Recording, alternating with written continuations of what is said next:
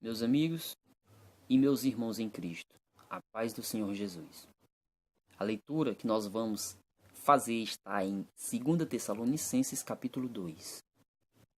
O título: A vinda de Cristo será precedida por manifestações do anticristo. Em outras palavras, Cristo não voltará sem que antes o anticristo se manifeste. Versículo 1.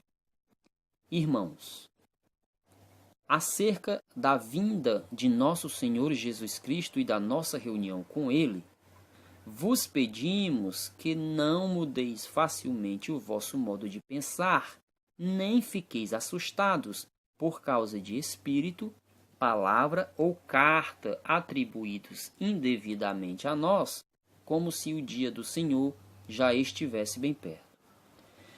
Então, o que Paulo está dizendo, amigos? Não mudem o seu pensamento com relação à vinda de Cristo. Bom, se você já ouviu aí pela internet, por vídeo, ou mesmo em alguma pregação, em uma vinda do Senhor secretamente, não acredite. Se você ouviu que Cristo virá, que acontecerá um arrebatamento secreto, não acredite. Se você já ouviu que a qualquer hora Jesus Cristo pode voltar, não acredite. Não mudem o vosso pensamento em relação à vinda de Cristo. Paulo está dizendo isso para nós. Não deem crédito, não acreditem em carta, palavra ou qualquer espírito que diga que a vinda de Cristo já está bem perto, que a qualquer momento pode acontecer um arrebatamento secreto. Não deem crédito. Por quê? Paulo explica no versículo 3. Ninguém vos engane de modo algum, pois isso não acontecerá, ou seja, a vinda de Cristo, não acontecerá sem que primeiro venha a apostasia e seja revelado o homem do pecado, o filho da perdição, que se opõe e se levanta contra tudo que se chama Deus ou é objeto de adoração, a ponto de assentar-se no santuário de Deus, apresentando-se como Deus. Perceberam? Por que Paulo está dizendo que nós não devemos acreditar quando alguém disser que Cristo virá secretamente, que haverá um arrebatamento secreto, que qualquer hora Cristo pode voltar? Paulo está dizendo que isso não vai acontecer sem que antes venha a apostasia e que seja revelado o filho da perdição. Aquele que se levanta contra Deus ou qualquer coisa que seja objeto de adoração. Então, Paulo está sendo bem claro aqui para os tessalonicenses e para nós, hoje, leitores da Bíblia. Paulo ainda continua dizendo: Não vos lembrais de que eu vos dizia essas coisas quando estava convosco? E agora sabeis o que o detém para que seja revelado no tempo certo. Amigos, Paulo está dizendo: vocês se lembram que eu ainda dizia essas coisas para vocês quando eu ainda estava com vocês? Paulo continua dizendo: agora saibam o que eu detém para que seja revelado no tempo certo. E o que é que detém, o que está detendo a vinda do iníquo, do anticristo? É o Espírito Santo de Deus. O Espírito Santo. Quando for tirado o Espírito Santo, aí se dará lugar ao anticristo. O Espírito Santo está atuando em mim, está atuando em você, está atuando em cada pessoa, nos filhos de Deus, nos escolhidos, para que todos ouçam o Evangelho, entendam, compreendam e se convertam e levem aos demais. Pois a palavra de Deus diz que antes da vinda de Cristo, o Evangelho tem que ser pregado em todo o mundo, em testemunho a todas as nações. Todas as pessoas terão que ouvir o Evangelho de Deus. Mesmo que essas pessoas não acreditem. Essas pessoas estão que não acreditarão no Evangelho de Deus são pessoas que estão dando os ouvidos a doutrinas de Deus, ou seja, deixaram de lado a verdade para acreditarem na mentira. Bom, continuando no versículo 7. Pois o mistério da impiedade já está atuando, e falta apenas ser tirado do caminho aquele que agora o detém. Então veja, o mistério da impiedade, ou seja, o que significa isso? Se você parar para pensar um pouquinho, o que é o mistério da impiedade já atuando? Ou seja, antes da vinda do anticristo, já tem uma impiedade, um mistério atuando, ou seja, preparando o caminho para a vinda do anticristo. E o que seria isso? A gente vai ver mais à frente com a próxima leitura. E então, esse ímpio será revelado, a quem o Senhor Jesus matará com o sopro de sua boca e destruirá com a manifestação da sua vinda. A vinda desse ímpio, Paulo vai descrever agora. A vinda desse ímpio se dá por meio das forças de Satanás, com todo o poder, sinais e falsos milagres. Perceba, a atuação já está. Por força de Satanás, pelo poder de Satanás, hoje você vê sinais e falsos milagres. Então, a atuação do erro já está acontecendo.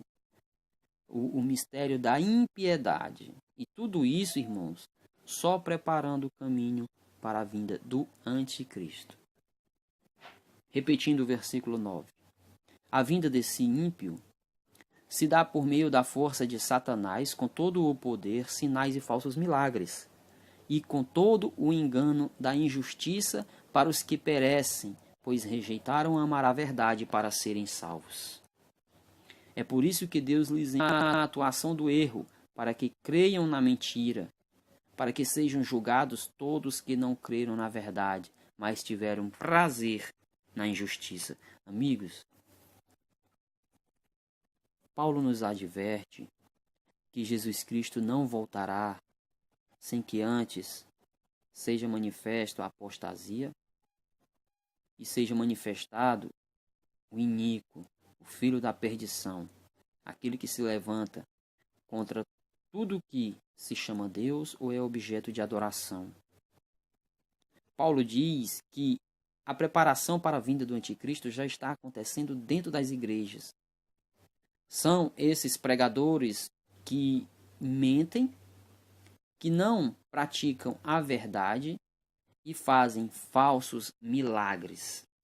Esses falsos milagres têm atuação, têm aí o poder de Satanás. Lembre-se, irmãos, que Satanás é um anjo. Era um anjo. Satanás tem poder. Eu vou dar aqui um exemplo para vocês. Jesus Cristo estava pregando para os doutores da lei, os fariseus, e estava vindo uma senhora. Ela era corcunda. E era num dia de sábado. Então, ali os judeus, os fariseus, os doutores da lei, repreenderam Jesus porque Jesus curou aquela senhora num dia de sábado. E Jesus disse assim: veja, o que é lícito fazer no sábado? O bem ou o mal? É pecado ou faz mal curar no sábado? Veja, o Senhor não falou com essas próprias palavras, mas eu estou falando para que você compreenda bem melhor. Ele disse: Satanás durante 30 anos aprisionou essa mulher. Satanás durante 30 anos aprisionou essa mulher. E agora vocês me criticam porque eu estou curando ela num sábado. Então perceba, Satanás deixou aquela mulher corcunda. Entende? Satanás também poderia curar aquela mulher porque foi ele. Então veja, para que as pessoas sejam enganadas dentro de uma certa igreja, não digo todas, mas de algumas igrejas, irmãos, Satanás faz os seus falsos milagres, porque Satanás é quem causa. Não é Deus que causa o mal, não, é Satanás. Quando o Senhor Jesus curava uma pessoa, ele repreendia: olha, não peques mais, para que não lhe aconteça coisa pior. Mas Satanás também faz os seus falsos milagres. Então você vai em uma dessas igrejas onde é pregado esses falsos milagres, feito esses falsos milagres, onde tem essa pregação da prosperidade, essa atuação do erro, Satanás tem ali os seus milagres. E é com esses falsos milagres que eles seguram essas pessoas dentro dessas igrejas. A partir daí, irmão, você está deixando de lado a verdade e dando ouvidos a doutrinas de demônios. E por essa razão, Deus lhes envia a atuação do erro para que vocês creiam na mentira, porque vocês não aceitaram a verdade para ser salvos.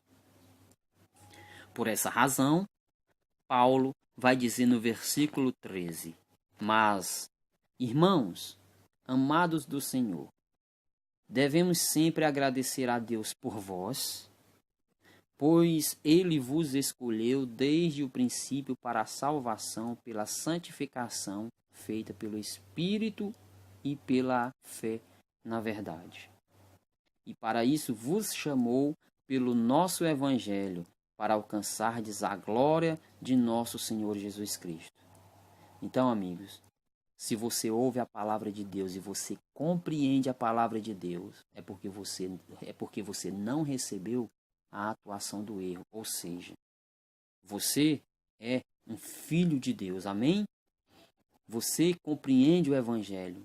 A partir daí, você foi chamado por Deus, você é um escolhido, e só depende de você herdar o reino de Deus ou não. Versículo 15. Assim, irmãos, ficai firmes e conservai as tradições que vos foram ensinadas oralmente ou por carta nossa. E o próprio Jesus Cristo, nosso Senhor e Deus, nosso Pai, que nos amou e pela graça nos deu uma eterna consolação e boa esperança, confortem o vosso coração e vos fortaleçam em toda boa obra, em toda boa ação e palavra. Meus amigos e amados irmãos em Cristo, essa palavra é muito boa para nós. Muito, muito. Quando você a ouve e a entende, e você a acolhe no seu coração, aqui você pode se imaginar sendo chamado por Deus de filho. E ter a certeza da vida eterna.